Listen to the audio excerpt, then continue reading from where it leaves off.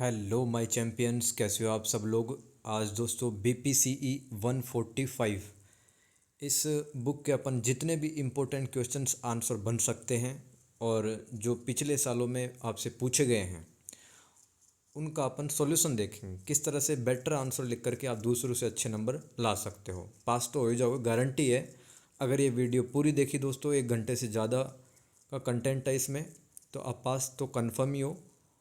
और अगर आपकी लैंग्वेज जैसे मैंने लिखा है वैसा अगर आपने लिखा तो बहुत तगड़े नंबर आपके आने वाले हैं। तो दोस्तों इस किताब का नाम है परामर्श मनोविज्ञान काउंसलिंग साइकोलॉजी। गेस पेपर अपन देखेंगे जून 2025 के एग्ज़ाम के लिए, ठीक है। तो दोस्तों यहाँ पर आपको कुछ 20-20 नंबर के सवाल हैं, कुछ 10-10 नंबर के सवाल हैं। 20 नंबर के जो सवाल हैं उनको 400 वर्ड्स में लिखना है। दोस्तों ये जो किताब है ये मैंने पढ़ी है, ठीक है। और प्रीवियस ईयर के क्वेश्चन पेपर देखें और जो आ सकते हैं उसके हिसाब से मैंने सारे सवाल आपके लिए बनाए हैं। बहुत मेहनत लगी है।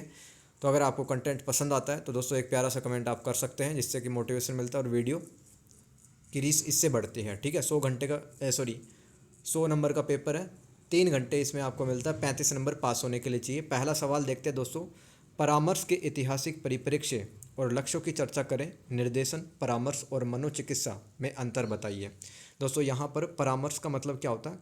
काउंसलिंग करना। जैसे कि दोस्तों अगर आपको काफ़ी दिनों से टेंशन है, डिप्रेशन है, तनाव है, चिंता है, उदासी है, तो आप किसी एक डॉक्टर के पास में जाएंगे। उस डॉक्टर को बोलते हैं साइकोलॉजिस्ट, जो आपके मन की बातें समझता है, आपकी मन की भावनाएं हैं वो भी समझता है, उसके हिसाब से आपका इलाज करता है। तो जो वो सलाह देता है मन की स्थिति बेटर करने के लिए, उसे हम परामर्श कहते हैं। तो ऐतिहासिक परिप्रेक्ष्य का मतलब है कि जो परामर्श की जो प्रक्रिया है कि लोगों को कब से ऐसा लगने लगा कि वास्तव में कुछ ऐसे डॉक्टर होने चाहिए जो मन की स्थिति को देखकर समझकर कुछ सलाह दे सकें। तो आपको इसका इतिहास बताना है। परिप्रेक्ष्य का मतलब एक प्रकार का नज़रिया। और लक्ष्य की चर्चा करेगी। तो परामर्श के लक्ष्य क्या होते हैं, ये इसका पहला हिस्सा था। दूसरे हिस्से में आपसे पूछा है दोस्तों निर्देशन, परामर्श और मनोचिकित्सा में अंतर बताइए, ठीक है। तो इंग्लिश में अपन देखेंगे। वैसे तो इंग्लिश मीडियम की किताब है, लेकिन मैंने आपके लिए मेहनत करके हिंदी में ट्रांसलेट किया है और बहुत ईजी वर्ड्स में आपको समझाने की कोशिश की है। तो परामर्श का ऐतिहासिक परिप्रेक्ष्य देखो। हिस्टोरिकल पर्सपेक्टिव ऑफ काउंसलिंग, मार्गदर्शन और सहायता करने की प्रथा, यानी कि जो परंपरा है गाइडेंस करने की, दूसरों की हेल्प करने की, पूरे इतिहास में विभिन्न संस्कृतियों और संदर्भों में विद्यमान रही है। यानी कि किसी भी संस्कृति की अगर बात करें, चीनी संस्कृति, ठीक है, या फिर अपन रोमन संस्कृति की बात करें, यूरोप के संस्कृति की बात करें, तो वहाँ पर ये परंपराएं चली आ रही हैं जहाँ पे लोग एक दूसरे को गाइड करते रहे हैं। जो प्रायः है यानी कि सामान्यतः आध्यात्मिक, दार्शनिक और समुदाय आधारित प्रथाओं में अंतर्निहित रहती है। यानी कि किसी व्यक्ति को अध्यात्म से संबंधित, दर्शन से संबंधित, यानी कि आपको अपनी ज़िंदगी में कैसे डिसीजन लेने चाहिए, क्या अच्छा है क्या बुरा है, उस हिसाब से आपको चीज़ें बताई जाती हैं। और समुदाय आधारित प्रथाओं यानी कि समाज के लोगों की इसमें सहायता की जाती है। परामर्श 20वीं सदी के प्रारंभ में व्यावसायिक मार्गदर्शन आंदोलन के साथ उभरा, जिसका नेतृत्व दोस्तों एक विद्वान ने किया था जिनका नाम है फ्रैंक पार्सन्स। तो दोस्तों 20वीं सदी के प्रारंभ यानी कि यहाँ पर बात चल रही है 1910 और 1920 के आसपास की बात, ठीक है। तो एक आंदोलन उभरा था दोस्तों, व्यावसायिक मार्गदर्शन आंदोलन उसका नाम था, जिसमें लोगों ने डिमांड की कि भाई ऐसे डॉक्टर होने चाहिए, समाज में ऐसे लोग होने चाहिए जिनके पास हम जा सकें, जो हमें परामर्श दे सकें। द्वितीय विश्व युद्ध जो कि दोस्तों 1939 से लेकर 45 के बीच में हुआ, इसके बाद व्यावसायिक और व्यक्तिगत परामर्श की मांग में वृद्धि हुई, विशेष रूप से बड़े लोग हो तो, ठीक है। यानी कि बड़े लोग जो अमीर लोग हुआ करते थे, है ना, उन्होंने डिमांड की कि ऐसे लोग हों जो हमारी मन की बातें समझ सकें, हमारी टेंशन को, डिप्रेशन को दूर कर सकें। जिससे परामर्श मनोविज्ञान एक विशिष्ट विशेषज्ञता के रूप में स्थापित हो गए। यानी कि दोस्तों आज से अगर अपन 100 साल पहले बात करें तो हड्डियों के, चोट के ऐसे डॉक्टर थे, लेकिन मनोविज्ञान के जो डॉक्टर नहीं थे। तो फिर द्वितीय विश्व युद्ध 1945 के बाद में इनकी डिमांड बढ़ी, स्पेशलिस्ट लोग अब आने लग गए जो कि मनोचिकित्सक बन गए। 1950 के दशक में औपचारिक प्रशिक्षण कार्यक्रम सामने आए, यानी कि लोगों ने ऑफिशियल रूप से ट्रेनिंग लेना स्टार्ट कर दी कि लोगों को किस तरह से गाइडेंस करके उनकी जो लाइफ की प्रॉब्लम है वो दूर करनी है। और परामर्श मनोविज्ञान का व्यवसायीकरण जारी रहा, यानी कि दोस्तों अब कॉलेजों में पढ़ाया जाने लगा, अब डॉक्टर वगैरह, साइकोलॉजिस्ट वगैरह बनने लग गए और कुछ अर्निंग करने लग गए डॉक्टरी की सहायता से, तथा विभिन्न सैद्धांतिक दृष्टिकोण और अनुसंधान पद्धतियाँ विकसित हुई। यानी कि दोस्तों एक इंसान को मन से संबंधित है, मतलब बहुत सारी बीमारी हो सकती है, जैसे कि किसी को 20 साल पुराना कोई सदमा लगा है, ठीक है, और कोई बार बार अपनी ज़िंदगी में असफल हो रहा है, तो बहुत सारी प्रॉब्लम होती है। तो अलग अलग इसके लिए रिसर्च पद्धतियाँ विकसित हुई। परामर्श यानी कि किसी को अगर गाइडेंस हम देते हैं तो उसके क्या लक्ष्य हैं। यह व्यक्तियों को उनकी शक्तियों, कमजोरियों, मूल्यों और विश्वासों को समझने में मदद करता है। व्यक्तिगत विश्वास, आत्म स्वीकृति और लचीलेपन को आसान बनाता है। यानी कि जो जब हम काउंसलिंग करवाते हैं खुद की, तो हमारा पर्सनैलिटी डेवलपमेंट होता है। आत्म स्वीकृति यानी कि हम अपने गलतियों को स्वीकारते हैं, है ना, वही अच्छाइयों की तरफ आगे बढ़ते हैं। और लचीलेपन को आसान बनाता है। इसका मतलब है कि अगर ज़िंदगी में कहीं पर झुकना पड़े सामने, दूसरे के सामने, तो हम उस परिस्थिति के हिसाब से ढल जाते हैं। यह लचीलापन कहलाता है। जीवन की समग्र गुणवत्ता यानी कि जो हमारी पूरी ज़िंदगी है, ठीक है, जीवन के सभी पहलू, चाहे वो शारीरिक हो, मानसिक हो, आध्यात्मिक हो, सभी पहलुओं को अच्छा बनाने हेतु भावनात्मक, व्यवहारिक और सामाजिक चुनौतियों का समाधान करना इसका परामर्श का लक्ष्य है। भावनाओं को सही से प्रबंधित, यानी कि जितने भी हमारी फीलिंग्स, इमोशंस होते हैं उनको हम मैनेज कर पाते हैं काउंसलिंग करवा के। और स्वस्थ मुकाबला तंत्र विकसित करना, यानी कि जीवन में चाहे कितनी भी कठिन परिस्थिति आ जाए, हम लड़ने के लिए हमेशा तैयार रहेंगे अगर हमने काउंसलिंग करवाई है तो। व्यक्ति को जीवन की समस्याओं से लड़ने हेतु कौशल व संसाधनों से युक्त किया जाता है। यानी कि दोस्तों उसको बताया जाता है कि लाइफ में अगर कोई सी भी प्रॉब्लम हो तो उसको किस तरह से उसको आपको टैकल करना है, उससे लड़ना है। पारस्परिक संबंधों में सुधार व प्रभावी संचार को बढ़ावा देना, यानी कि दोस्तों घर में अगर हमारी किसी से कलेश चलती है, लड़ाई चलती है, तो जब हम काउंसलिंग करवाते हैं, हम किसी डॉक्टर के पास जाते हैं, मन के डॉक्टर के पास, वो हमें कहता है कि आप अपने परिवार वालों के साथ में थोड़ा ढंग से व्यवहार करें, तब जाके अपने जो रिश्ते हैं वो सुधरते हैं उनसे। आगे आपको अंतर पूछा है दोस्तों 3 शब्दों के बीच में। पहला निर्देशन, परामर्श और मनोचिकित्सा में क्या अंतर होता है। बहुत बारीक अंतर है, फिर भी मैं आपको बताऊंगा। निर्देशन को इंग्लिश में गाइडेंस कहते हैं, परामर्श को काउंसलिंग करते हैं, और मनोचिकित्सा को साइकोथेरेपी कहते हैं। थेरेपी मतलब चिकित्सा, और साइकी मतलब मन से संबंधित, ठीक है।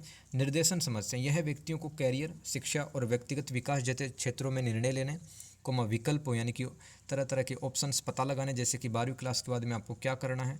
तो अगर आपको कोई गाइड कर दे, कोई आपको निर्देशन बता दे, तो आप आत्म जागरूकता विकसित कर लोगे। और यह अल्पकालिक होता है, यानी कि छोटे टाइम के लिए होता है, और किसी विशिष्ट आवश्यकता पर केंद्रित होता है। जैसे कि आपकी विशिष्ट आवश्यकता थी कि 12वीं क्लास के बाद में हमें क्या करना चाहिए, कौन सा कोर्स लेना चाहिए, ठीक है, तो आपको कोई निर्देश देता है। जैसे एक करियर निर्देशक एक छात्र को विषय चुनने में मदद कर सकता है। आगे चलते हैं दोस्तों, परामर्श। इसमें विशिष्ट व्यक्तिगत, सामाजिक, मनोवैज्ञानिक समस्याओं और चुनौतियों का समाधान करना, कल्याण और व्यक्तिगत विकास को बढ़ावा देना शामिल होता है परामर्श में। परामर्श को इंग्लिश के अंदर कहते हैं काउंसलिंग। तो इंसान की जितने भी मन की समस्याएं हैं, ज़िंदगी में जो भी वो फेस कर रहा चुनौतियों का, ठीक है, उन चुनौतियों से वो किस तरह से लड़े, अपनी ज़िंदगी में आगे बढ़े और व्यक्ति का कल्याण हो, उसकी जो व्यक्तिगत विकास है वो भी हो। उदाहरण से दोस्तों, एक डॉक्टर द्वारा रिश्ते की समस्या को सुलझाना, जैसे पति पत्नी के बीच में नहीं बनती है, तो दोनों डॉक्टर के पास गए, तो डॉक्टर ने उनकी काउंसलिंग करके उनको कुछ सलाह दी, यह परामर्श कहलाता है। मनोचिकित्सा, ये क्या साइकोथेरेपी इंग्लिश में कहते हैं। इसमें मानसिक स्वास्थ्य स्थितियों मनोवैज्ञानिक मुद्दों का समाधान करना, स्थायी व्यक्तिगत परिवर्तन और कल्याण को बढ़ावा देना शामिल होता है। दोस्तों जैसे कि कोई मान लो 20 साल से डिप्रेशन के, टेंशन के अंदर चल रहा है, ठीक है, मान लो कोई माँ है जिसका बेटा गुजर गया है, अब वो 20 साल से सदमे में है, तो उसके मन की जितनी भी बीमारियां हैं, मन की जो स्थितियां हैं, ठीक है, और उसका जो व्यवहार और व्यक्तिगत परिवर्तन उसका अगर हमें करना है, तो उसको एक डॉक्टर के पास ले जाना पड़ेगा। ये एक लंबी अवधि की प्रक्रिया होती है, यानी कि 20 साल का डिप्रेशन कोई 2-4 दिन में तो जाने वाला नहीं है ना। तो डॉक्टर उसको दवाई देगा, थेरेपी देगा, जिसमें चिकित्सक के साथ नियमित सत्र, यानी कि हर महीने, हर सप्ताह वो उस महिला को बुलाता है, ठीक है, जो भी पेशेंट होता है, तो रेगुलर सेशन इसमें शामिल होते हैं। एक मनोचिकित्सक द्वारा किसी रोगी की चिंता व उदासी व तनाव का इलाज करना, ये क्या कहलाता है, मनोचिकित्सा कहलाते हैं। आई होप दोस्तों मैं आपको समझा पा रहा हूँ। आगे चलते हैं। क्वेश्चन नंबर 2, मादक पदार्थ सेवन विकारों के उपचार हेतु सामान्यतः प्रयुक्त उपागमों का वर्णन करें। देखो मादक पदार्थ होते हैं, जैसे कि कोई शराब पीता है, दारू पीता है, कोई सिगरेट बीड़ी पीता है, और कोई कोई तो ड्रग्स वगैरह लेते हैं काफ़ी लोग, ठीक है, गांजा, ये सब, राइट। तो विकार का मतलब होता है बुरी आदतें। तो इनके उपचार हेतु यानी कि जो नशे का, जिसको आदत पड़ी हुई है, नशे का जो शिकार है, ठीक है, उसके लिए दोस्तों कौन कौन से दृष्टिकोण या कौन कौन से उपागम हम अपना सकते हैं वो आपको लिखने हैं। पहला है औषधि सहायता उपचार, मेडिकेशन असिस्टेड ट्रीटमेंट, एमएटी इसको कहते हैं। कुछ दवाएं, जैसे कि डॉक्टर के पास गए तो उसने कुछ मेडिसिन्स हमें दी, बुप्रेनोर्फिन, नोल्ट्रेक्सोन का उपयोग करके लालसा यानी कि मान लो कोई दारू पीता है तो बार बार उसकी पीने की जो लालसा है वो जग जाती है। वापसी के लक्षण यानी कि वापस से जब भी शाम होती है, अंधेरा ढलता है, तो वो फिर ठेके की तरफ जाने लगता है, ठीक है, उसको वो आदत घर कर लेती है। और पुनरावर्ती यानी कि बार बार एक ही आदत को वो रिपीट करता है, कि जोखिम यानी कि उसके रिस्क को कम करने के लिए हम ऐसी दवाओं का प्रयोग करते हैं। औषधि मतलब दवाई, इसमें मनोचिकित्सक नशे की लत से परेशान रोगी व्यक्ति को दवाई के साथ साथ परामर्श भी देता है। आगे चलते हैं। प्रेरणात्मक वृद्धि, मोटिवेशनल इन्हेंसमेंट, इसमें रोगी व्यक्ति को मादक पदार्थों के सेवन के प्रति अपनी दुविधा का पता लगाने तथा प्रेरणाओं को पहचानने, सुधार की इच्छाओं को बढ़ावा देने, अपना व्यवहार बदलने व उपचार में प्रवेश करने हेतु प्रोत्साहित किया जाता है। मतलब मोटिवेट किया जाता है। कोई भी अगर जैसे कोई शराब पी रहा है सालों साल से, तो उसको अपनी दुविधा का पता लगाने के लिए कहा जाता है कि भाई, उसको कहा जाता है कि भाई एक तरफ तो तुम्हारे बच्चे और बीवी हैं, एक तरफ है तुम्हारी ज़िंदगी है, फिर भी तुम दारू पीते हुए अच्छी बात थोड़ी है, ठीक है। तो इस तरह से उसको मोटिवेट किया जाता है, कुछ अच्छी बातें समझाई जाती है ताकि वो ये सब नशे वगैरह छोड़ दें। आगे चलते हैं दोस्तों। व्यवहार चिकित्सा, बिहेवियरल थेरेपीज़, तो इसके अंदर दोस्तों कुछ पॉइंट शामिल हैं। सीबीटी यानी कि कॉग्निटिव बिहेवियरल थेरेपी, संज्ञानात्मक व्यवहार चिकित्सा। संज्ञानात्मक का मतलब होता है सोचने समझने की शक्ति, याद रखने की शक्ति, मन से संबंधित जो अगर हम बात करते हैं तो उसको संज्ञानात्मक या कि कॉग्निटिव कहते हैं। यह चिकित्सा अथवा थेरेपी व्यक्तियों को मादक पदार्थों के सेवन से जुड़े नकारात्मक विचारों और व्यवहारों को पहचानने और उन्हें चुनौती देने में मदद करती है तथा स्वस्थ मुकाबला करने की रणनीति विकसित करती है। रणनीति मतलब स्ट्रेटजी, यानी कि कोई अगर दारू वगैरह सिगरेट वगैरह ज़्यादा पीता है तो उसको हम नेगेटिव जो प्रभाव उसके बताते हैं कि यार तुम्हारी जेब भी खाली हो रही है, ठीक है, घर परिवार में तुम कलेश भी करते हो और तुम्हारा शरीर भी ख़त्म होता जा रहा है। इस तरह से नकारात्मक विचार उसको बता कर उसकी लत छुड़वाने की कोशिश करते हैं। प्रेरक साक्षात्कार इसको इंग्लिश के अंदर कहते हैं। मैं बार बार कह रहा हूँ कि आपको हर सवाल 5 बार पढ़ना है, और दोस्तों ये वीडियो भी आपको कम से कम 5 बार देखनी है, तब जाके आपको कुछ पल्ले पड़ेगा, क्योंकि इंग्लिश मीडियम की बुक है, फिर भी हमने हिंदी में ट्रांसलेट करके इसको लिख रहे हैं, पढ़ रहे हैं, तो इंग्लिश के वर्ड भी याद करना सीखो। प्रेरक साक्षात्कार, मोटिवेशनल इंटरव्यूइंग। साक्षात्कार एक प्रक्रिया होती है जिसमें प्रश्न जवाब पूछे जाते हैं। यह उपागम या दृष्टिकोण व्यक्तियों को मादक पदार्थों के सेवन से जुड़ी दुविधा का पता लगाने तथा परिवर्तन के लिए आंतरिक प्रेरणा बनाने में सहायता करता है। यानी कि दोस्तों एक इंसान सोचता है कि यार मैं दारू छोड़ देता हूँ क्योंकि घर वाले मेरे परेशान हैं, मेरे बच्चे परेशान हैं, ठीक है, मैं लड़ाई करता हूँ घर पे जाके और पैसे भी मेरे ख़त्म होते जा रहे हैं। फिर वो अंदर से प्रेरणा लेके आता है, यानी कि उसकी आत्मा है जग जाती है, उसके अंदर से मोटिवेशन आता है। इसको कहते हैं दोस्तों प्रेरक साक्षात्कार। आपात प्रबंधन, आपात का मतलब एमरजेंसी। इसमें रोगी व्यक्ति का संयम के साथ उसकी सोच सकारात्मक बनाई जाती है। इसमें रोगी व्यक्ति को पुरस्कार विशेषाधिकार दिया जा सकता है। यानी कि दोस्तों कोई नशे का शिकारी है, ठीक है, तो उसको कहा जाता है कि अगर आप दारू छोड़ देते हो तो फिर आपको महीने के 5,000 रुपये दिए जाएंगे, उसको पुरस्कार या विशेष अधिकार दिया जाता है।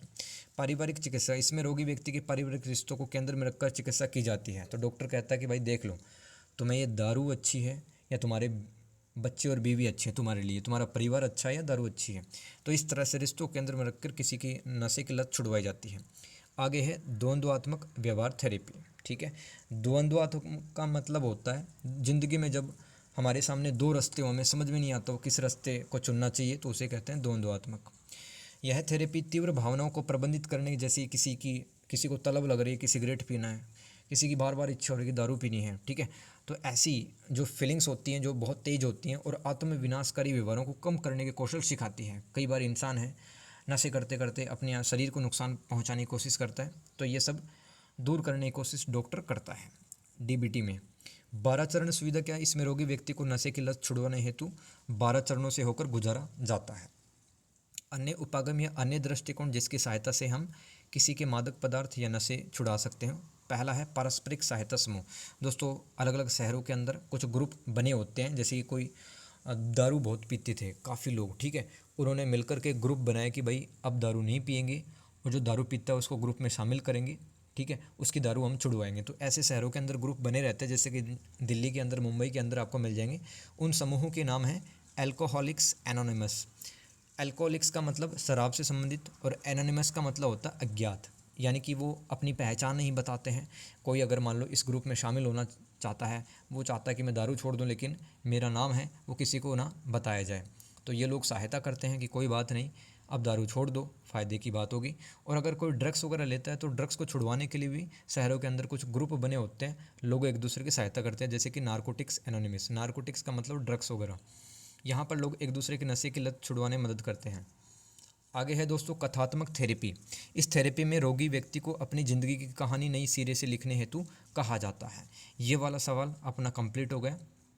कैसा लग रहा है आपको वीडियो एक्सप्लेनेशन, और कैसे लग रही है हार्ड वर्क, ठीक है, ज़रूर कमेंट करके बताना दोस्त। Question number 3, मनोविश्लेषण। मनोविश्लेषण का लक्ष्य क्या है और इसमें प्रयुक्त तकनीकों का वर्णन करें। मनोविश्लेषण को इंग्लिश में कहते हैं साइको एनालिसिस। इसके गोल्स पढ़ते हैं या इसके ऑब्जेक्टिव, यानी कि मनोविश्लेषण क्यों करना चाहिए किसी का। पहला है, यह उन छुपे हुए अचेतन विचारों।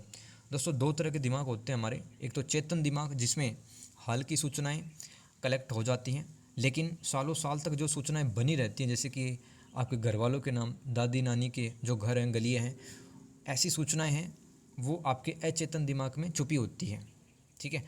तो उन सभी विचारों, भावनाओं और संघर्षों का पता लगाता है मनोविश्लेषण, जो किसी व्यक्ति के कार्यों और अनुभवों को प्रभावित करते हैं। कुछ लोग अपनी बातें सारी बताते नहीं हैं, लेकिन फिर भी वो अंदर ही अंदर घुटते रहते हैं। तो अगर डॉक्टर के पास जाएंगे तो वो उनकी काउंसिल करेगा, उनका मनोविश्लेषण करेगा और मन की जो बारीक बातें हैं वो जानने की कोशिश करेगा। यह इसमें समझा जाता है कि व्यक्ति की अचेतन शक्तियाँ उसके वर्तमान जीवन और व्यवहार को किस तरह से प्रभावित कर रही हैं। यानी कि दोस्तों अगर मान लो बहुत सालों पहले हमारे साथ में कोई ऐसी दुखद घटना हुई जिसकी वजह से आज भी हम बहुत घायल, आहत, दुखी, परेशान रहते हैं, तो मनोविश्लेषण में ऐसी बातें भी जानी जाती हैं। व्यक्ति में जागरूकता लाकर आंतरिक संघर्षों को सुलझाने में मदद करता है। यानी कि दोस्तों कहीं ना कहीं हम उलझे रहते हैं विचारों के अंदर कि क्या करना चाहिए, क्या नहीं करना चाहिए। तो इस तरह के जो इंटरनल कॉन्फ्लिक्ट या आंतरिक संघर्ष होते हैं उसको सुलझाने में मदद करता है कौन, मनोविश्लेषण। आगे चलते हैं, व्यक्ति के मनोवैज्ञानिक संकट को कम करना और समग्र कल्याण में सुधार लाना शामिल होता है। यह व्यक्ति को स्वयं को अधिक गहराई से समझने तथा अपने जीवन में सकारात्मक परिवर्तन लाने में सहायता करके व्यक्तिगत विकास और उन्नति में सहायक होता है। ये मनोविश्लेषण है, यानी कि आपकी लाइफ में जो भी प्रॉब्लम्स चल रही है, ठीक है, वो इसमें देखी जाती है, समझी जाती है। इसमें 4 तकनीकें हैं। There are 4 techniques use in psychoanalysis. पहला है विवेचन, इंटरप्रिटेशन। दूसरा मुक्त साहचर्य, फ्री एसोसिएशन। तीसरा प्रतिरोध, रेजिस्टेंस। और चौथा है सोपन व्याख्या, ड्रीम इंटरप्रिटेशन। दोस्तों किताब से पढ़ोगे तो आपको हो सकता है समझ में ना आए, लेकिन मैं अपनी तरफ से यार अपने शब्दों में आपको समझाने की कोशिश करूँगा। मनोविश्लेषण की पहली तकनीक पढ़ते हैं विवेचन। विवेचन, विवेचन मतलब व्याख्या वगैरह करना। इसमें विश्लेषक जो होता है, जो मतलब डॉक्टर होता है, वो रोगी की बात सुनता है तथा विषयों और पैटर्न की पहचान करने के लिए उसके व्यवहार का अवलोकन करता है। अवलोकन यानी कि ऑब्जर्व करना, यानी कि मान लो रोगी बताता है कि डॉक्टर साहब मुझे बार बार है वो पुरानी बात याद आती है, मेरे साथ में जो घटना हुई थी, जो सदमा मुझे लगा है, वो पैटर्न होता है बार बार। काफ़ी लोग देखते नहीं आप, मतलब खो जाते हैं कहीं पे, उदास हो जाते हैं बार बार, वो पैटर्न होते हैं उनके। तो इस तरह के पैटर्न और व्यवहार के बारे में पता करता है डॉक्टर। और फिर विश्लेषक जो डॉक्टर होता है, जो एनालिसिस कर रहा है, वो रोगी के अचेतन विचारों यानी कि छुपे हुए जो विचार हैं, छुपी हुई भावनाएं, उन व्यवहारों की व्याख्या, व्याख्या मतलब एक्सप्लेन करता है, हर एक बात खोल के उसके सामने रखता है। ये व्याख्याएं रोगी के सामने इस तरह से प्रस्तुत की जाती है कि इससे चर्चा व अन्वेषण को प्रोत्साहन मिलता है। चर्चा मतलब दोनों आपस में बात कर सकते हैं कि डॉक्टर साहब ये प्रॉब्लम चली है मेरे साथ, तो अब देख लो आप। अन्वेषण का मतलब खोज करना, यानी कि जो डॉक्टर होता है सारी संभावना का पता लगाता है क्या किया जा सकता है इस व्यक्ति की जो प्रॉब्लम्स है उसको दूर करने के लिए। विश्लेषक अथवा चिकित्सक यह समझने का प्रयास करता है कि ये जो व्याख्या हैं रोगी के अनुभवों और संघर्षों से किस तरह से संबंधित होती हैं। आगे चलते हैं, मुक्त साहचर्य तकनीक। इसको इंग्लिश में याद रखना फ्री एसोसिएशन कहते हैं। मुक्त साहचर्य तकनीक क्या है? इसमें मरीजों को निर्देश, दिशा निर्देश या डायरेक्शन दी जाती है, जो भी मतलब मरीजों से कहा जाता है डॉक्टर के द्वारा कि जो भी आपके मन में आ रहा है वो कह सकते हैं, भले ही वह बात तार्किक हो या अतार्किक, यानी कि मेरे को अच्छे लगे या ना लगे, आप तो बोलते जाओ। तो जो डॉक्टर होता है वो रोगी को विचारों को स्वतंत्र रूप से जोड़ने की अनुमति देकर छिपे हुए पैटर्न, दबी हुई यादों, अंतर्निहित प्रेरणा, यानी कि जो उसकी मोटिवेशन है, ठीक है, जो गायब हो जाती है बार बार, उसको उजागर कर सकता है मुक्त साहचर्य तकनीक, और जो रोगी के व्यवहार को प्रभावित करती है। मुक्त मतलब फ्री, यानी कि इसमें डॉक्टर कहता है मरीज को तुम्हारे मन के अंदर जो भी आ रहा है ना वो बोलते जाओ तुम। आगे है तीसरी तकनीक, प्रतिरोध तकनीक। मनोचिकित्सक जब रोगी का इलाज करता है तो रोगी के द्वारा अनेक प्रतिरोध सामने लाए जा सकते हैं। जैसे कि मान लो जो पेशेंट है वो इलाज करवाने तो आ गया साइकोलॉजिस्ट के पास में, अपने मन की बीमारियाँ ठीक करवाने के लिए आ गया, लेकिन कोई बात छुपा ले, जैसे कि अपने पापा के बारे में ना बताए, अपनी पत्नी के बारे में, वाइफ के बारे में सब कुछ डिटेल ना बताए, ठीक है, तो फिर उसका इलाज थोड़ी हो पाएगा। तो जो बात नहीं बताता है वो एक रुकावट का, ये एक प्रतिरोध का काम करती है।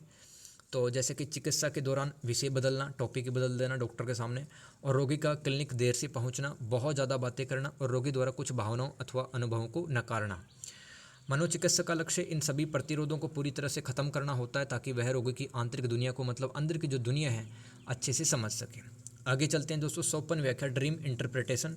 इसमें मनोचिकित्सक जो होता है वो एक व्यक्ति के सपनों की व्याख्या करके उसके अचेतन विचारों, यानी कि छुपे हुए जो विचार हैं, भावनाएं हैं और प्रेरणा, यानी कि मोटिवेशन को समझता है। दोस्तों हमें काफ़ी तरह के सपने आते हैं, है ना, काफ़ी भूल जाते हैं सपने, लेकिन हर एक सपने का कुछ ना कुछ मतलब होता है, ठीक है, और वो सपने का जो मतलब है वो हमें डॉक्टर बताता है, ताकि चिकित्सक जो डॉक्टर है वो रोगी के छिपे हुए संघर्ष, जो जिसमें उलझा हुआ रहता है, वो बातों बातों में और इच्छाओं का पता लगा सकता है। चिकित्सक सपने के प्रकट व अप्रकट अर्थ को समझता है, उसको बताता है रोगी को, यानी कि इस सपने का क्या मतलब होगा और तुम क्या समझ रहे हो। इस तरह से सपने व्याख्या की जाती है, सपनों की व्याख्या। क्वेश्चन नंबर 4, आकलन। आकलन का मतलब असेसमेंट एवं परीक्षण। परीक्षण का मतलब टेस्ट में अंतर स्पष्ट करें। परामर्श में आकलन की मानकीकृत परीक्षण तकनीक का वर्णन करें। दोस्तों आ सकता है वेरी वेरी इंपॉर्टेंट, इस साल के लिए बन रहा है।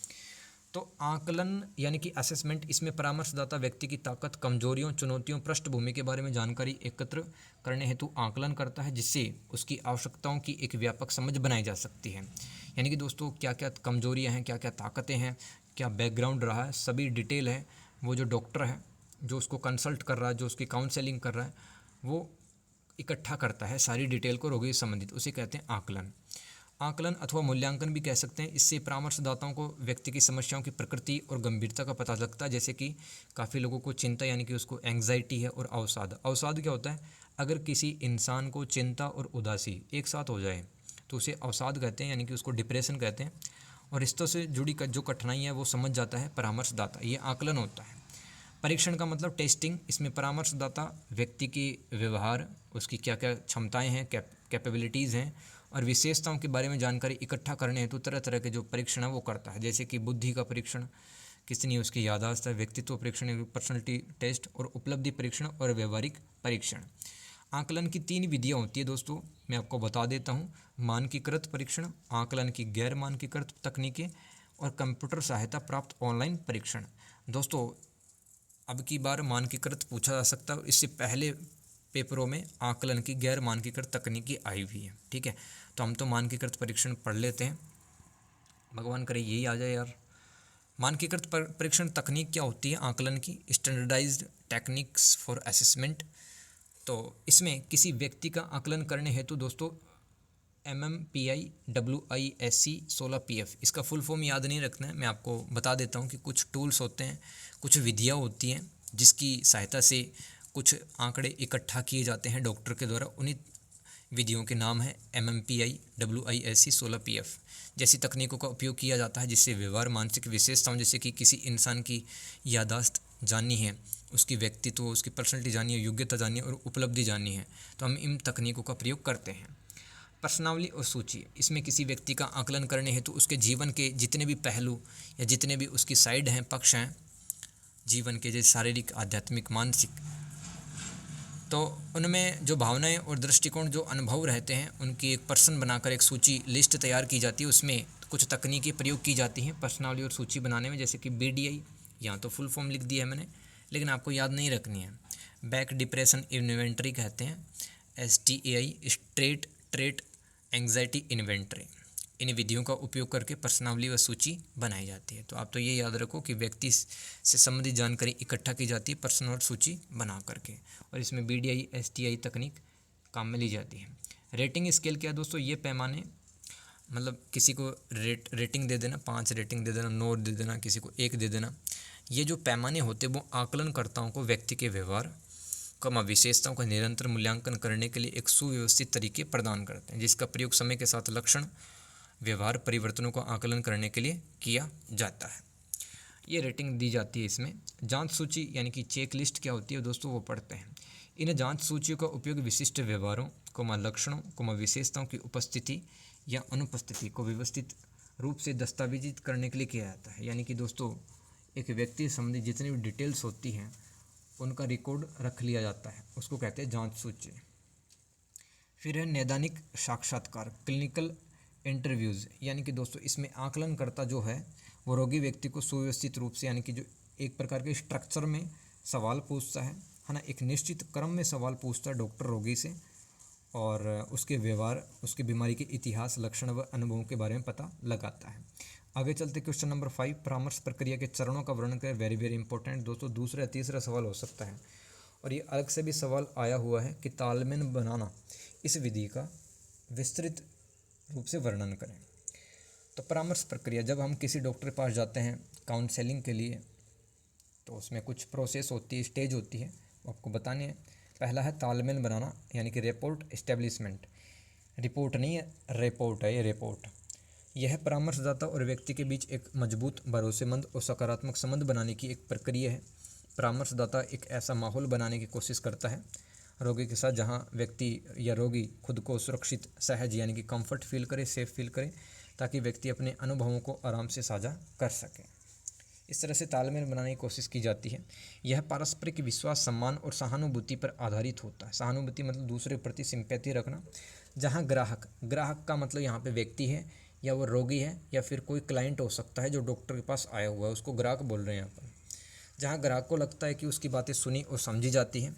परामर्शदाता मौखिक और अशाब्दिक रूप से व्यक्ति के साथ तालमेल बैठाता है। यानी कि दोस्तों हो सकता है कि जो डॉक्टर है उसको कुछ बोल करके सलाह दे, परामर्श दे, और बिना शब्दों के भी उसको इशारों में संकेत कर सकता है, वो अशाब्दिक रूप से हो जाएगा, ताकि व्यक्ति अपनी रुचियां व संवेदनशील जो जानकारी होती है, जो गोपनीय जानकारी होती है, वो भी साझा कर पाए डॉक्टर के साथ। परामर्शदाता के मन में लक्ष्य व अपेक्षा निर्धारित रहती है पहले से कि मेरा टारगेट क्या है इस रोगी के साथ, और मेरी उम्मीदें क्या हैं।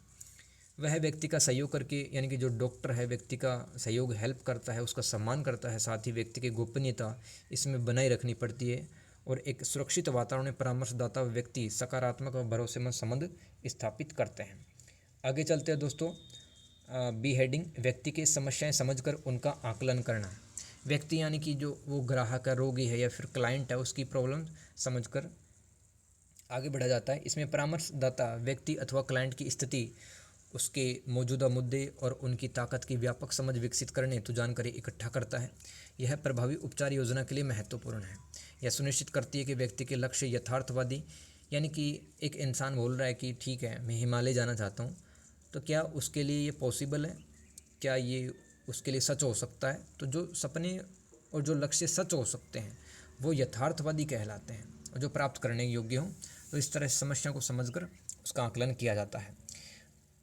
सी हेडिंग लिखना, नैदानिक निरूपण यानी कि डायग्नोस्टिक फॉर्मुलेशन। इस प्रक्रिया में परामर्शदाता व्यक्ति का साक्षात्कार, मनोवैज्ञानिक आकलन, परिवार के सदस्यों की जानकारी पूछ सकता है, और जिस डॉक्टर के पास में गया है पेशेंट, उनका सबका रिकॉर्ड रख करके, ठीक है, उसको उसकी डिटेल इकट्ठा करता है। परामर्शदाता व्यक्ति के जीवन में उपस्थित उन सभी कठिनाइयों को जानने का प्रयास करता है जो वर्तमान में तनाव का कारण बन रही है। अंततः इसमें व्यक्ति के उपचार इलाज हेतु एक अनुकूल, यानी कि उसके अनुसार योजना बनाई जाती है, किस तरह से रोगी का इलाज हो, जो व्यक्ति की आवश्यकताओं को पूरी करती है, ताकि व्यक्ति अथवा ग्राहक, क्लाइंट का कल्याण हो सके। इसमें परामर्शदाता ग्राहक के कुछ सवाल होते हैं, जैसे कि क्या, क्यों, कैसे प्रश्नों को समझता है और प्रभावी उपचार योजना बनाता है। किसमें? नैदानिक निरूपण में। आगे चलते हैं, व्यक्ति अथवा क्लाइंट के सहयोग से लक्ष्य निर्धारण।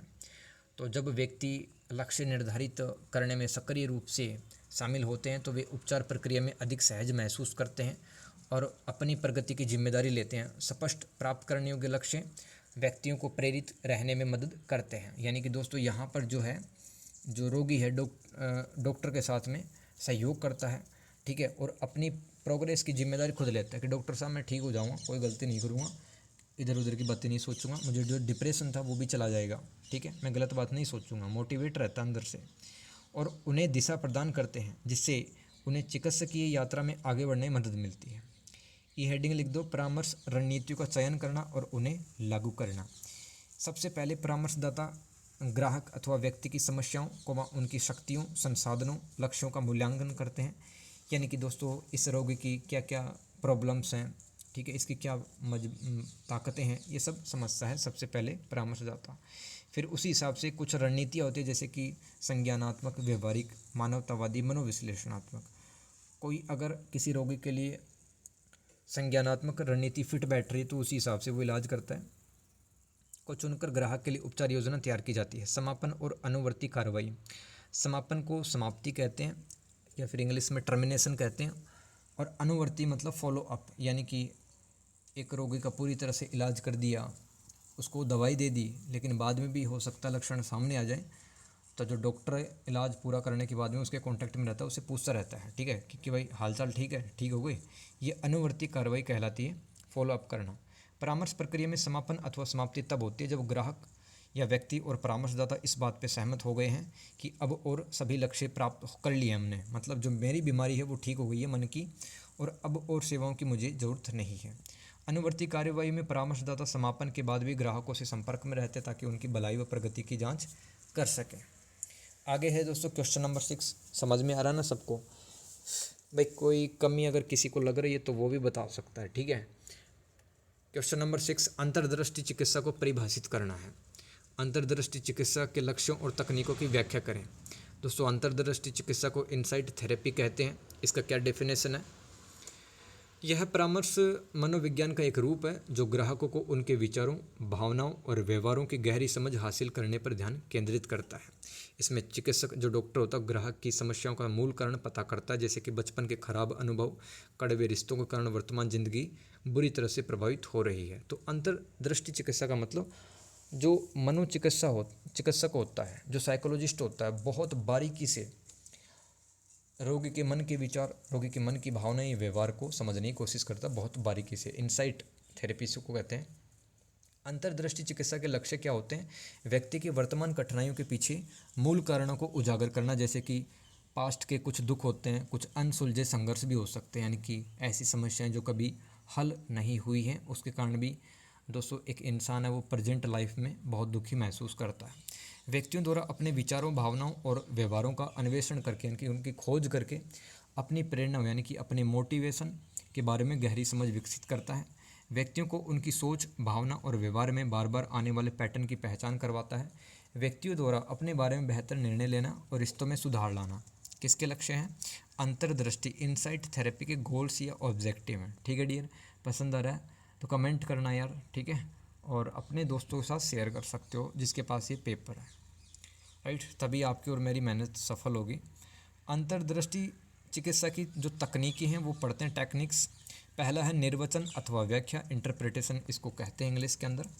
इसमें मनोचिकित्सक ग्राहक के अचेतन विचारों, यानी कि छुपे हुए जो विचार हैं, भावनाएं हैं, संघर्ष है, उनकी पहचान आदि की व्याख्या करके उचित चिकित्सकीय सहायता देता है। इसमें ग्राहक के पिछले दर्दनाक अनुभवों, बचपन की घटनाओं और रिश्तों में टकराहट को समझकर हर एक बात की व्याख्या की जाती है ताकि ग्राहक की वर्तमान समस्याओं को हल करके उसके व्यवहार में सुधार लिया जा सके। यानी कि प्रत्येक बात की व्याख्या की जाती है इसके अंदर डॉक्टर के द्वारा।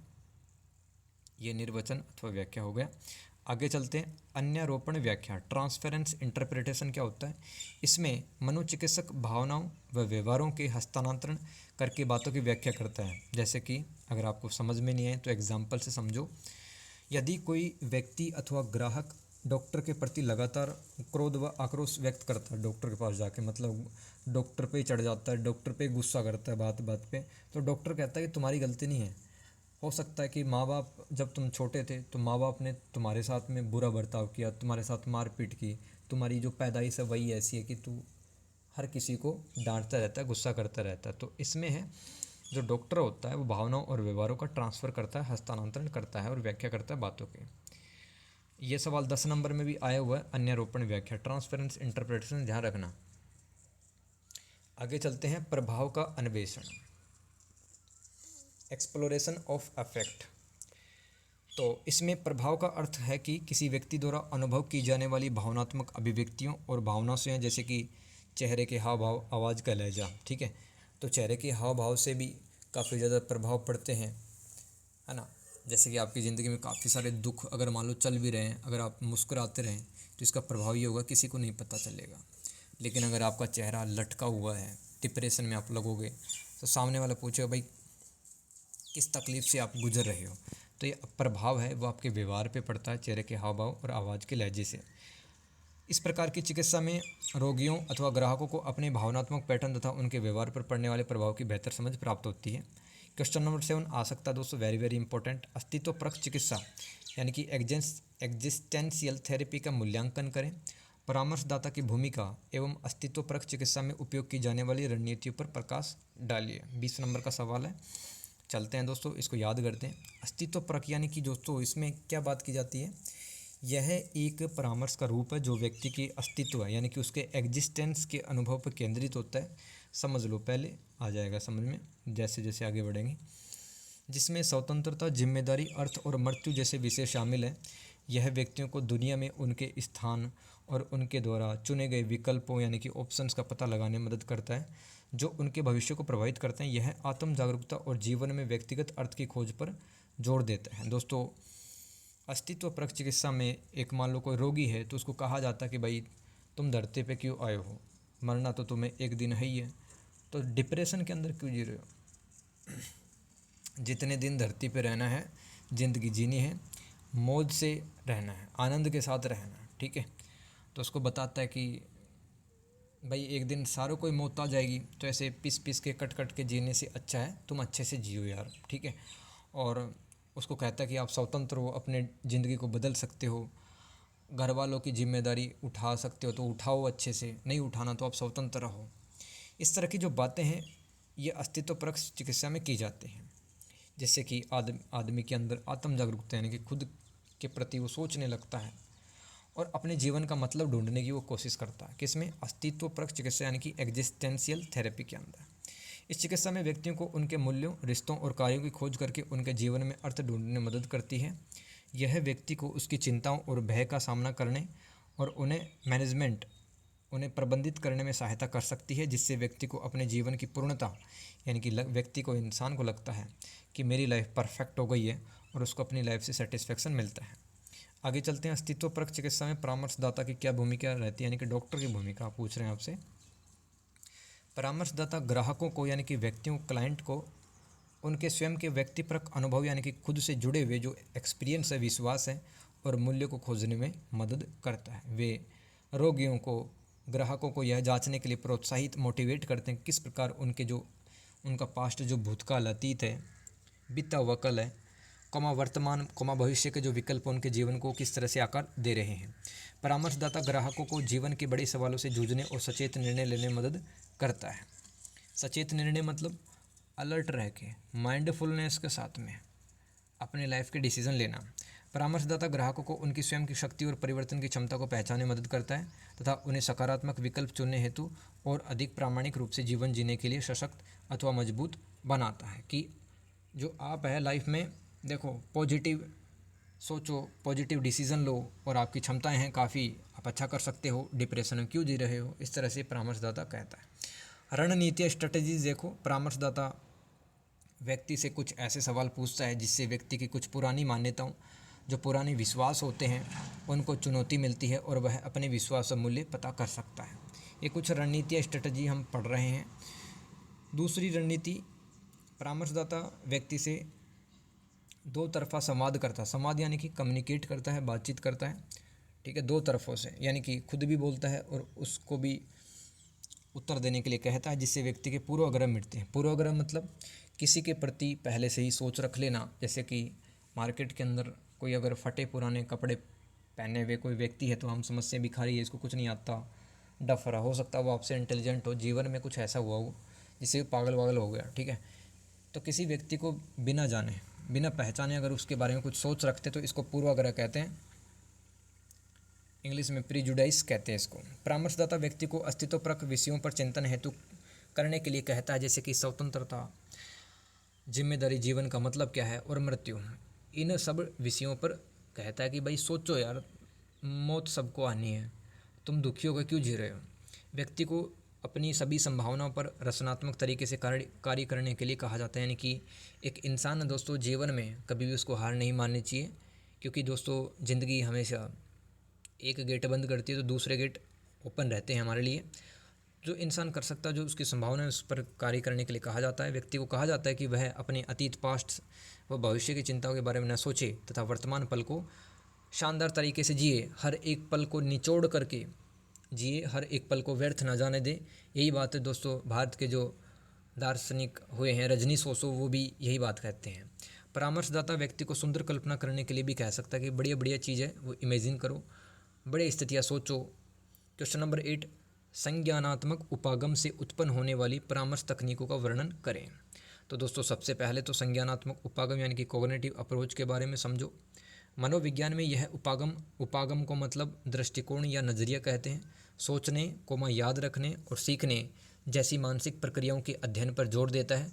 यह पता लगाता है कि ये आंतरिक प्रक्रियाएं व्यवहार, निर्णय लेने और समग्र कार्य प्रणालियों को कैसे प्रभावित करती हैं। तो जैसे कि कोई व्यक्ति दोस्तों देरी से सोचता है, देरी से उसको याद होती है, किसी की याददाश्त कमज़ोर होती है, तो दोस्तों उसकी जो कार्य प्रणाली, उसकी जो फंक्शनिंग है जीवन में, जिस तरह से वो काम करता है, वो सब कुछ प्रभावित हो जाएगा संज्ञानात्मक उपागम से।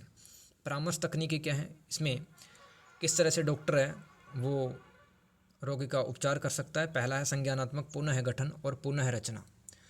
इसमें नकारात्मक या बेकार के विचार पैटर्न के जो पहचान है वो पहचान करता है डॉक्टर। जैसे कि दोस्तों एक रोगी बार बार सोचता है, काश मैं 10वीं क्लास में फेल ना होता, काश मेरी जो माँ है उनकी डेथ नहीं होती, काश जो मेरी वाइफ है उसके साथ तलाक नहीं होता। तो जो नेगेटिव और बेकार के विचार हैं, बेकार के पैटर्न हैं, पैटर्न मतलब जो विचार बार बार घूम के सामने आ जाते हैं, उनको पैटर्न कहते हैं। डॉक्टर कहता है कि इनको भूल जाओ, उन्हें चुनौती देना और उन्हें अधिक संतुलित और यथार्थवादी विचारों से बदल देना शामिल होता है। जैसे कि अब किसी की वाइफ है वो मर गई 20 साल पहले, तो दोस्तों 20 साल पहले वो चली गई तो चली गई, उसे मूव ऑन करना चाहिए। तो अपनी ज़िंदगी जितनी बची हुई है, ठीक है, उसको वास्तविकता के साथ में, सच के साथ में, ईमानदारी के साथ में, अच्छे से साथ में जिए, ताकि परिवार में और व्यक्ति भी आपसे खुश हों और आप भी खुश रहें। यथार्थवादी मतलब वास्तविक रूप से। निर्देशित खोज, एक चिकित्सक अथवा एक डॉक्टर ग्राहकों को, यानी कि जो रोगी है, क्लाइंट है, उसको अपने विचारों और भावनाओं का पता लगाने में मदद करने हेतु सुव्यवस्थित प्रश्न पूछते हैं, क्रम से प्रश्न पूछते हैं। तीसरा है विचारों का रिकॉर्ड रखना। इसमें चिकित्सक विशिष्ट स्थितियों संबंधित अपने विचारों, भावनाओं और व्यवहारों का व्यवस्थित रूप से रिकॉर्ड रखते हैं। आगे है जर्नलिंग। क्या होता है दोस्तों, डायरी लिखना। डायरी में आप विचार लिख सकते हो।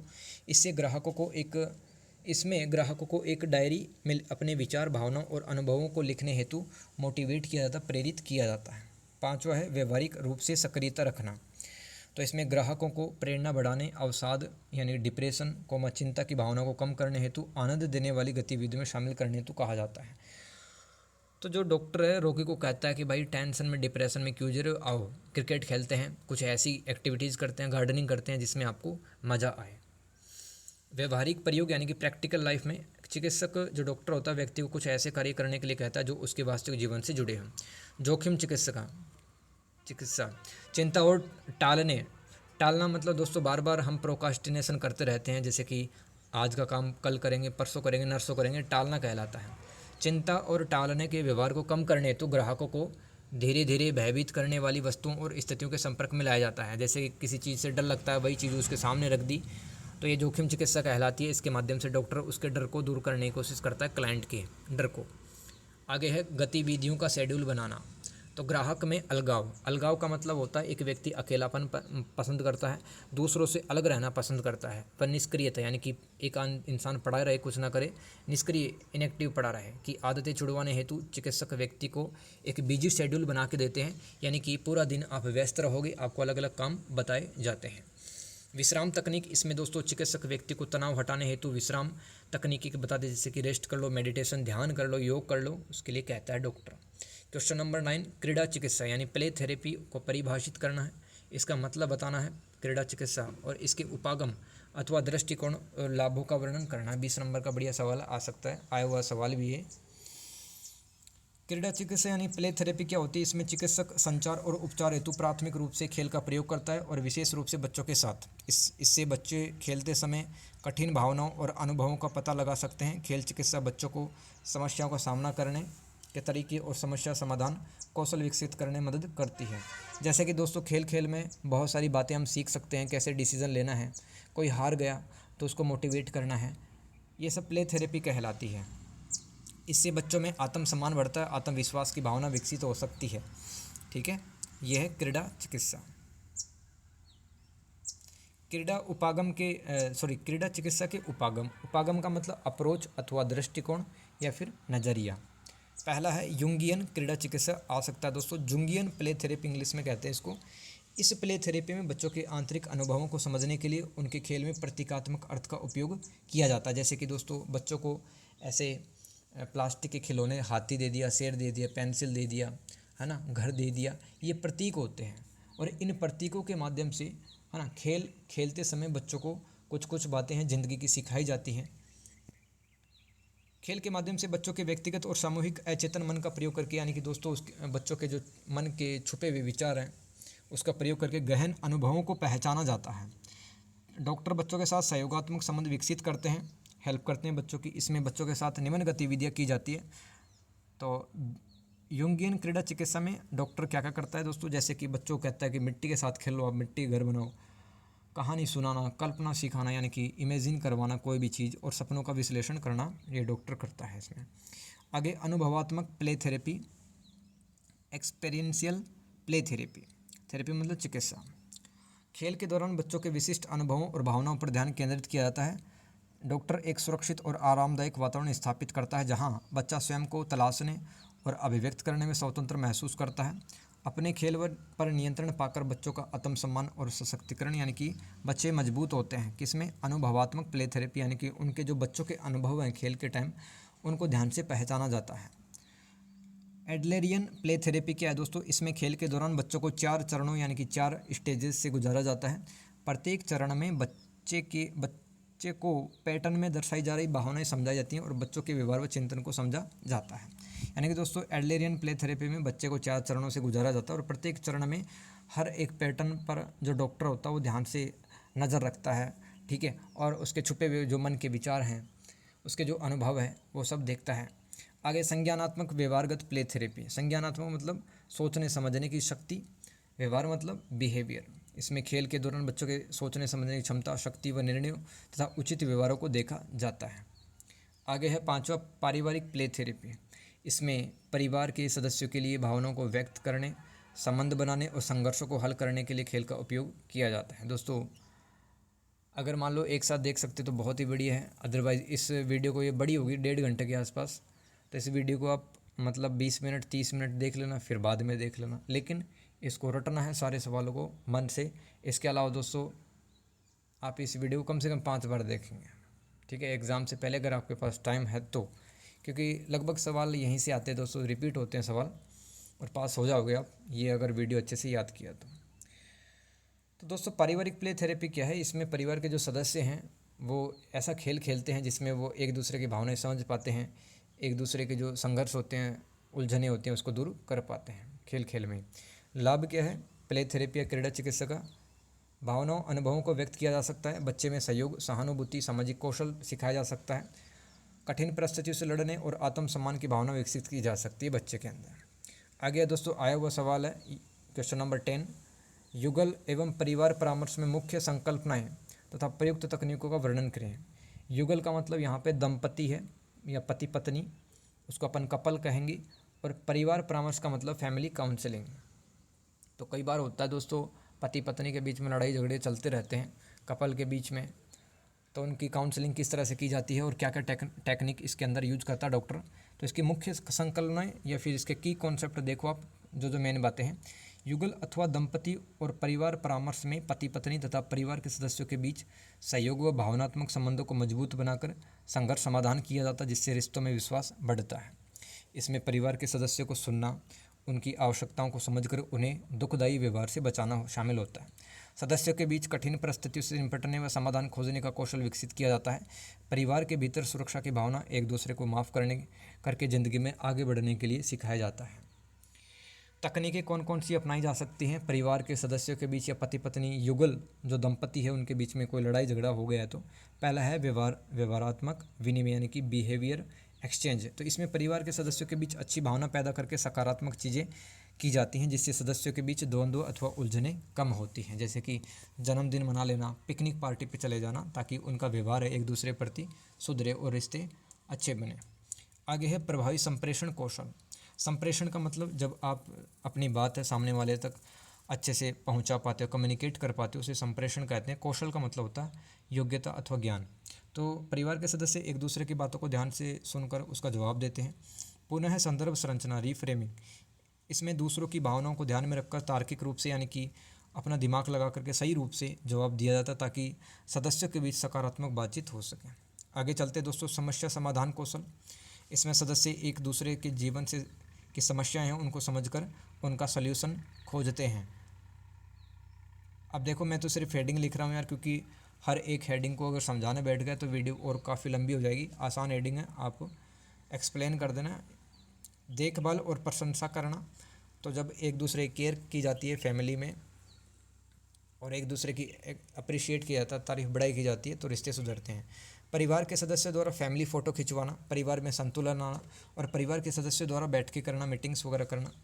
मतलब भाई किसी को कोई दिक्कत है, पति को पत्नी से दिक्कत है, शिकायतें रहती है, तो फिर बैठ के मीटिंग्स एक जगह बैठते हैं, दिक्कतें दूर करते हैं। क्वेश्चन नंबर 11 दोस्तों पढ़ते हैं। संगीत चिकित्सा को परिभाषित करें, यानी कि म्यूजिक थेरेपी आपको बतानी है। संगीत चिकित्सा का इतिहास और विभिन्न दृष्टिकोणों को बताइए। आप जानते हैं दोस्तों गाने क्यों सुनते हैं अपन, क्योंकि अपने को काफ़ी बार स्ट्रेस रहता है, टेंशन रहती है किसी चीज़ की, गाने सुनकर अपना मूड है वो लाइट हो जाता है। तो संगीत के माध्यम से व्यक्ति के भावनात्मक कोमा संज्ञानात्मक यानी कि कॉग्निटिव उसके मन से संबंधित कोमा शारीरिक आवश्यकताओं को समझकर व्यक्ति का समग्र कल्याण किया जाता है। यह थेरेपी उन व्यक्तियों के लिए फ़ायदेमंद होती है जो अपनी भावनाओं को मौखिक रूप से नहीं बता पाते। इससे व्यक्ति अपने तनाव को कम करके शांति तथा आनंद महसूस कर सकता है। संगीत चिकित्सा में इसमें व्यक्ति विभिन्न वाद्य यंत्र यानी कि अलग अलग म्यूजिकल इंस्ट्रूमेंट होते हैं, जैसे कि गिटार होता है, पियानो होता है, ठीक है, ये सब सुनता है और सीखता ताकि वह अपने आत्मसम्मान और आत्मविश्वास को बढ़ा सके।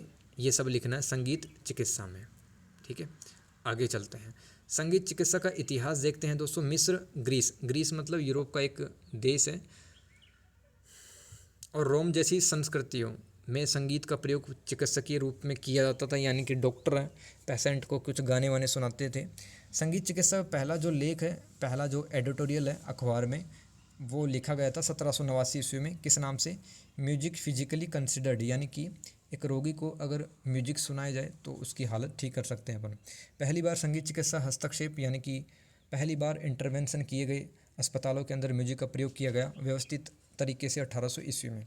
20वीं सदी की शुरुआत में कुछ मानसिक अस्पतालों में संगीत को उपचार प्रक्रिया में शामिल किया जाने लगा अब ऑफिशियली। प्रथम व द्वितीय विश्व युद्ध के जो घायल सैनिक थे जिन्होंने अपने घर वाले खो दिए, उनको भी म्यूजिक सुनाकर उनकी लाइफ पर भी पॉजिटिव इफेक्ट पड़ा था। 1950 के दशक में अमेरिका में संगीत चिकित्सा हेतु राष्ट्रीय संघ एक एसोसिएशन बना, संगठन बना राष्ट्रीय संघ नाम का।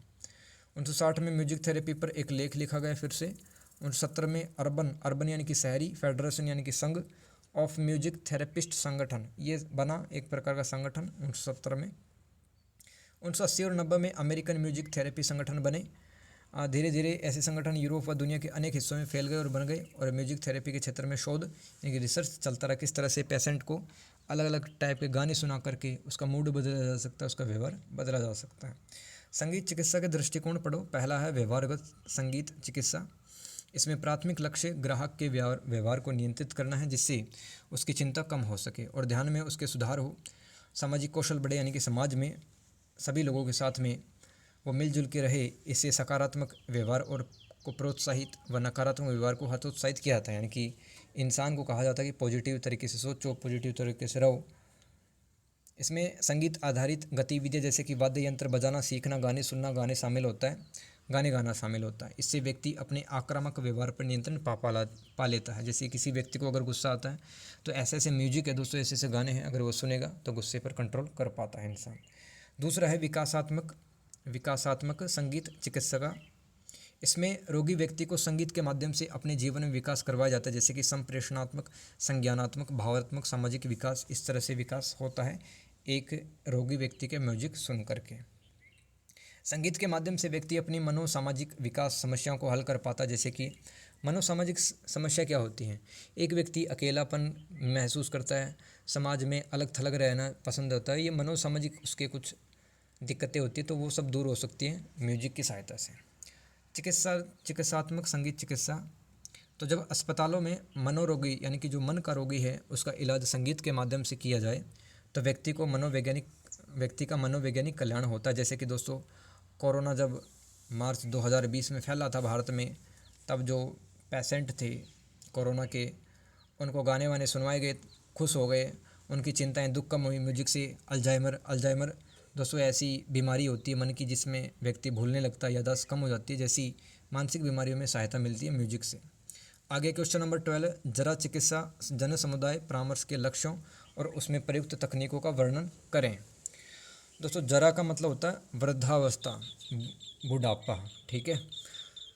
तो बूढ़े लोगों को भी काउंसिल की ज़रूरत रहती है, क्योंकि कई लोगों को याददाश्त कम हो जाती है बूढ़े लोगों को, और बूढ़े लोगों को ज़िंदगी की बहुत सारी बातें याद रहती हैं, सदमा लगा रहता है काफ़ी बूढ़े लोगों को। तो उनके लिए क्या क्या टेक्निक यूज कर सकता है डॉक्टर? पहले तो लक्ष्य समझते हैं, जरा चिकित्सा होती क्या वो देखो। सबसे पहले इसमें वृद्धावस्था अथवा बुढ़ापे से गुजर रहे लोगों की मानसिक व भावनात्मक भलाई पर ध्यान केंद्रित करना, पुरानी बीमारियों, दुख और सामाजिक अलगाव संबंधी मुद्दों पर चर्चा की जाती है। इसके लक्ष्य क्या है? जरा चिकित्सा यानी कि जेरियाट्रिक थेरेपी। इसके लक्ष्य मानसिक स्वास्थ्य में सुधार लाना, बूढ़ों में भावनात्मक कल्याण में वृद्धि करना, और बूढ़े लोगों में सामाजिक संबंधों में सुधार लाना, और उनकी स्वतंत्रता बनाए रखना, आयु संबंधी चुनौतियों का समाधान करना, जिंदगी के नए मतलब समझना, नए उद्देश्य खोजना, और पारिवारिक संचार में सुधार लाना। तकनीकें देखो, पहला है संज्ञानात्मक व्यवहारगत चिकित्सा यानी कि कॉग्निटिव बिहेवियरल थेरेपी। यह वृद्धों को या बूढ़े लोगों को उन नकारात्मक विचारों, विश्वासों, दृष्टिकोण की पहचान करने में मदद करता है जो उनकी समस्या को बढ़ाते हैं। CBT में व्यवहार संबंधी तकनीकों को शामिल किया जाता है, जैसे विश्राम संबंधी व्यायाम, जैसे मेडिटेशन, योगा, ताकि मनोदशा, मन की स्थिति में फ़र्क पड़े। व्यवहार के पैटर्न को बदलकर दुख, हानि, दीर्घकालिक बीमारी जो लंबे समय से चल रही है, समाज से जो अलगाव है उसको कम किया जा सकता है। फिर जो बूढ़े लोग हैं वो भी दोस्तों शादी ब्याह में शामिल होने लग जाएंगे, परिवार में शामिल होने लग जाएंगे, लेकिन बूढ़े लोगों को अपन इग्नोर ही करते ज़्यादातर, ठीक है, और ये अच्छी बात नहीं है यार। दूसरा है स्मृति चिकित्सा, रेमिनिसिन थेरेपी। इसमें वृद्धों को पिछले अनुभवों को याद करने और चर्चा करने हेतु प्रोत्साहित किया जाता है, जिससे ये फ़ायदे मिलते हैं, जैसे कि मनोवैज्ञानिक कल्याण में सुधार होता है, अवसाद में, डिप्रेशन में कमी और जीवन की संतुष्टि में बढ़ोतरी होती है, अलगाव व अकेलेपन की समस्या दूर होती है बूढ़े लोगों की, और याददाश्त मजबूत होती है स्मृति चिकित्सा में। स्मृति मतलब याददाश्त, जीवन की कठिनाइयों से अच्छे से निपटना, आत्मसम्मान में वृद्धि और सामाजिक संबंध मजबूत होना। तीसरा है दोस्तों हेडिंग अंतर्व्यक्तिक चिकित्सा, ये मतलब तीसरी टेक्निक है जरा चिकित्सा में, जेरियाट्रिक थेरेपी में। इंटरपर्सनल थेरेपी से कहते हैं, यह वर्तमान रिश्तों और सामाजिक अंतःक्रियाओं की मनोदशा और कल्याण पर पड़ने वाले प्रभाव पर जोर देता है। यानी कि बूढ़े लोगों को सिखाया जाता है दोस्तों कि आप समाज के अंदर शामिल हो, समाज के अंदर जितने भी लोग हैं उनके साथ बातचीत करो, उनके साथ अंतःक्रिया करो, ताकि आपके मन की दशा है, मन की स्थिति है, सुधरे, आपका कल्याण हो।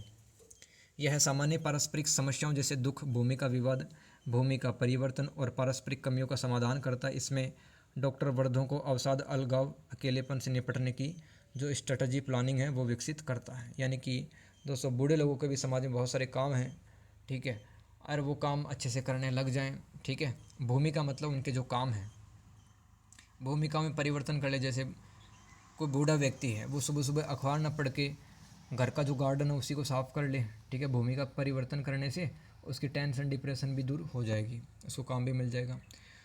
चौथा हेडिंग है गेस्टाल्ट चिकित्सा, यह वृद्धों को उनके जीवन के उद्देश्य, अर्थ और मृत्यु की स्वीकृति का पता लगाने में मदद कर सकता है। यह आत्म जागरूकता, भावनात्मक अभिव्यक्ति, शारीरिक व मानसिक स्वास्थ्य की भलाई पर ध्यान केंद्रित करती है।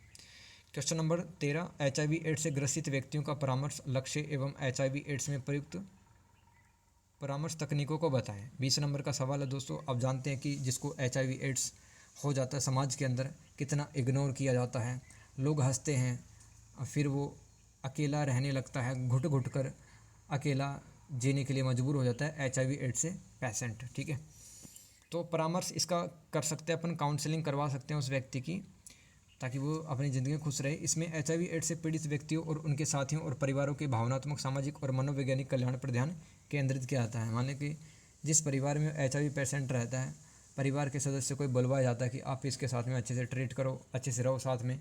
इसका उद्देश्य संक्रमण के प्रसार को रोकना, यानी कि बीमारी और ज़्यादा ना फैले, ये भी शामिल होता है। इसके अलावा मनोवैज्ञानिक संकट को कम करना और जीवन की गुणवत्ता में सुधार लाना शामिल होता है HIV एड्स से ग्रसित व्यक्तियों के परामर्श में।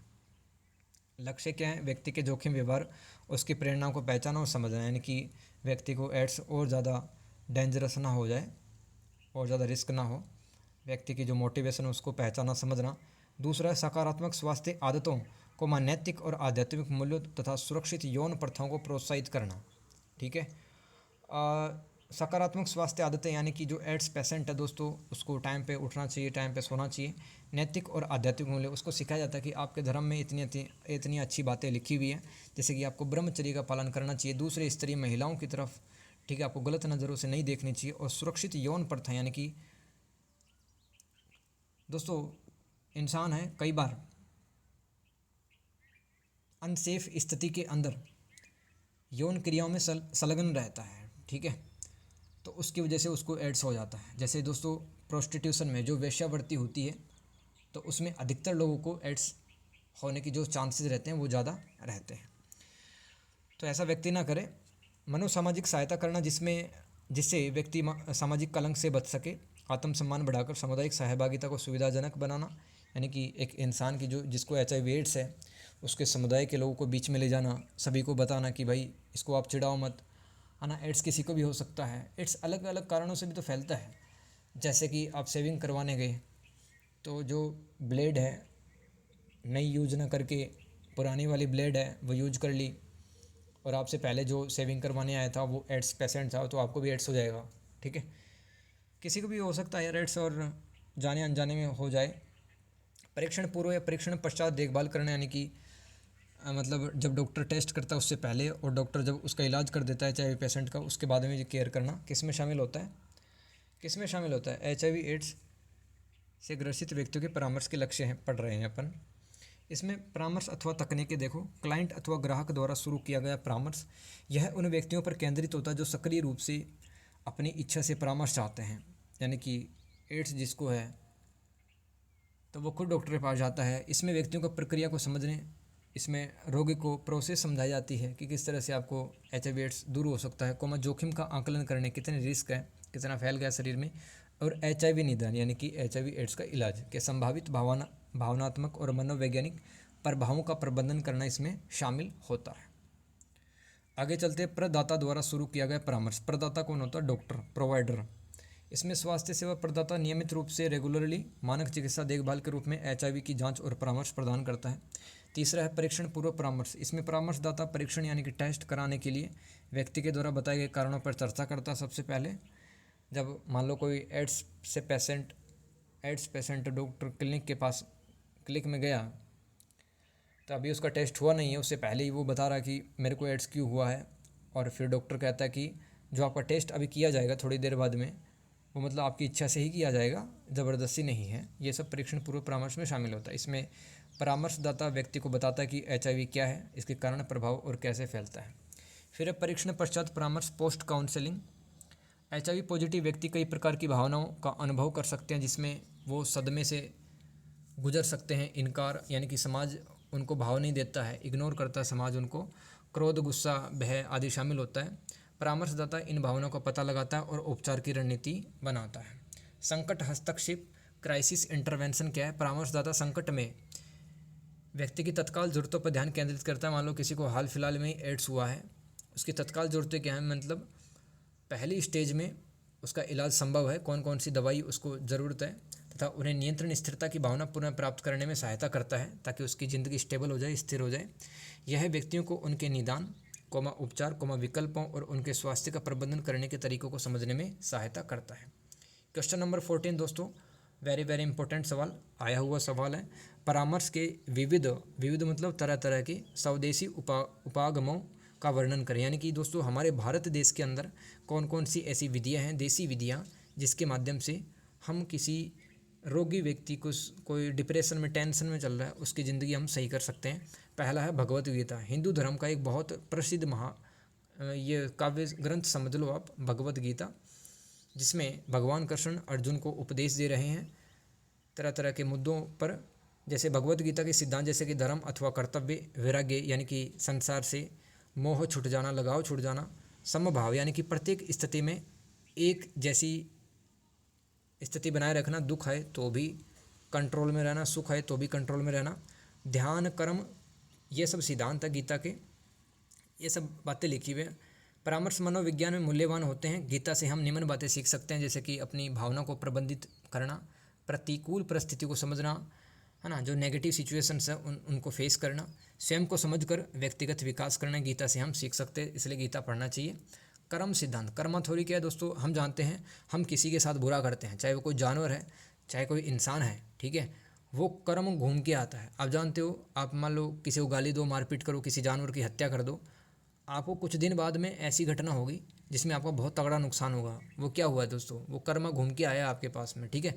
तो कर्म सबका हिसाब किताब रखता है, आप किसी की नज़र से बच नहीं सकते, ठीक है, व्यक्तियों की नज़रों से बच सकते हो लेकिन कर्मा की नज़रों से नहीं बच सकते हो। तो यह व्यक्ति को समझने में सहायता करता है कि व्यक्ति को अच्छे व बुरे काम करने का परिणाम इसी जन्म में मिलता है, जिससे व्यक्ति अपने जीवन की जिम्मेदारी लेकर अच्छे काम करता है।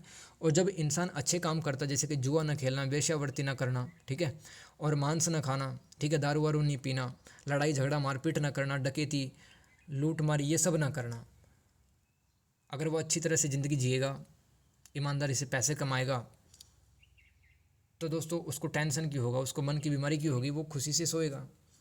सचेतनता, माइंडफुलनेस क्या है दोस्तों, एक देसी विधि है। यह व्यक्ति को वर्तमान क्षण में अधिक उपस्थित रहने हेतु प्रोत्साहित करती है। जैसे कि दोस्तों हमारा जो मन है ना, हमें उलझा के रखता है, हमें पास्ट की, फ्यूचर की जो चिंताएं हैं उसमें उलझा के रखता है कि आगे क्या होगा, अरे मेरे साथ क्या हो गया।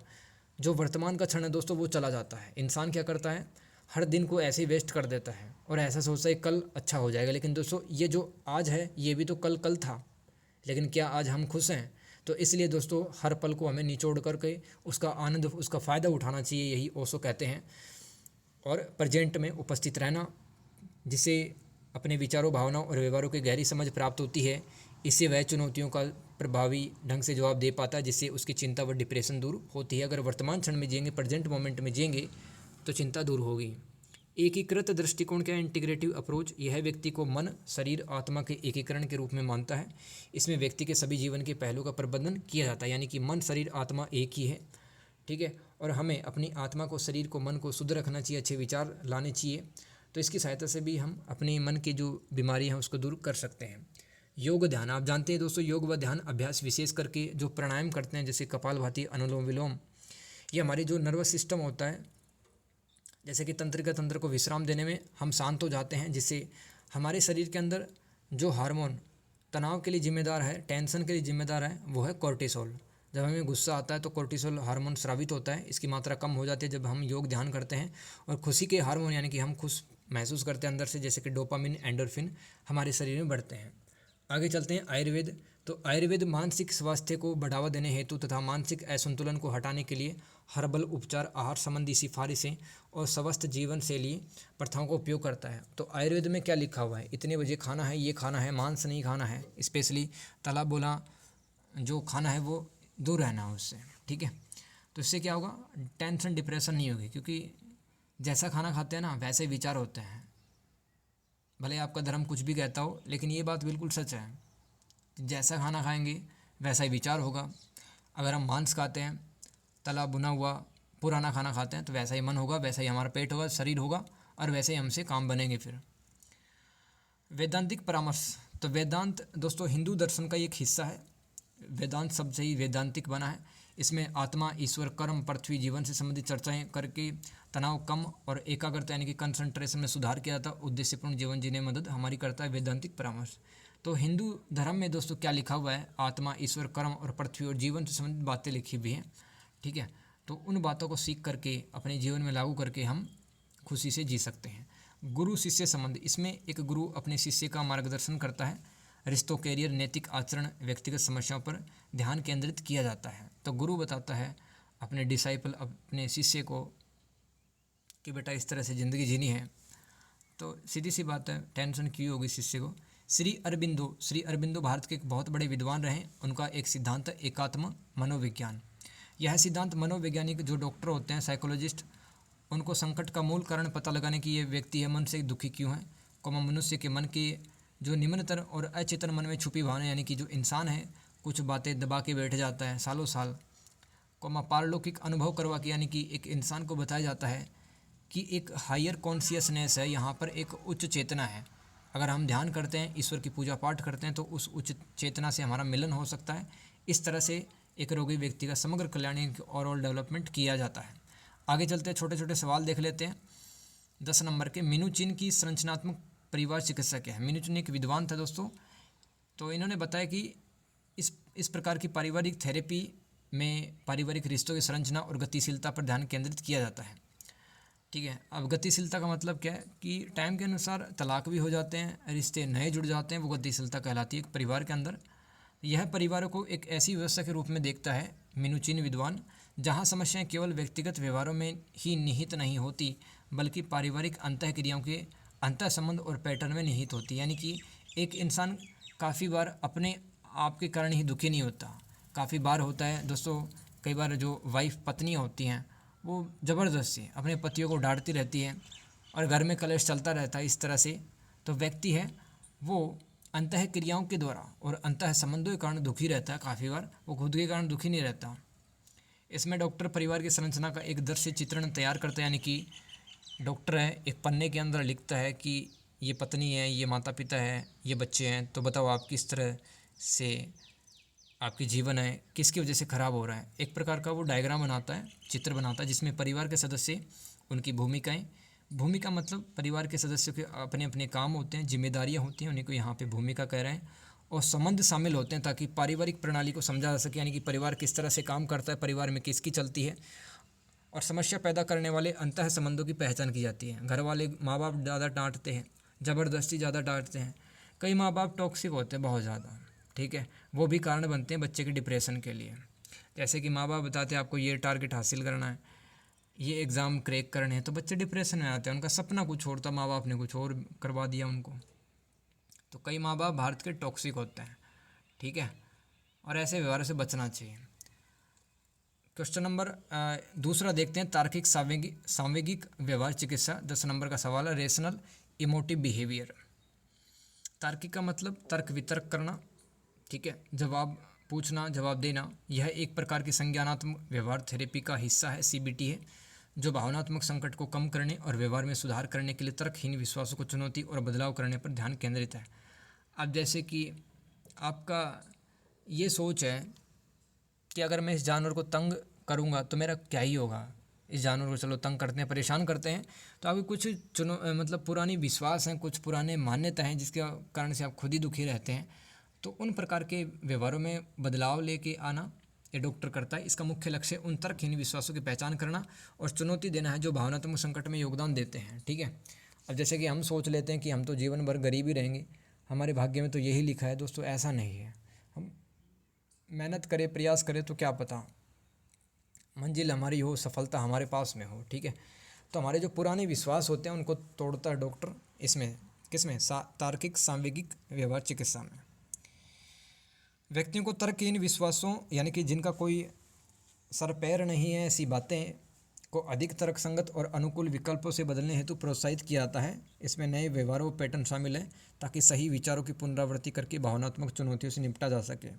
जैसे कि दोस्तों मैंने अभी आपसे कहा है कि मैंने कहा कि मेरे भाग्य में तो गरीबी लिखी हुई है, मैं गरीब ही रहूँगा, मैं मेहनत क्यों करूँ, ऐसा नहीं है दोस्तों, ठीक है।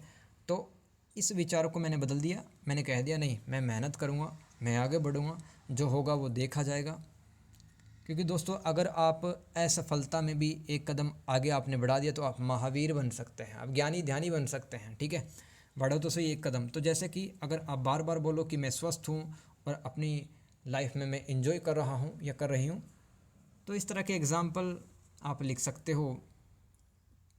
आगे है तीसरा सवाल, नृत्य और गति चिकित्सा की मूल संकल्पनाओं और चिकित्सकीय प्रभाव की चर्चा करें। Therapeutic effect of dance end moment therapy. दोस्तों, डांस करने से भी टेंशन डिप्रेशन दूर होती है।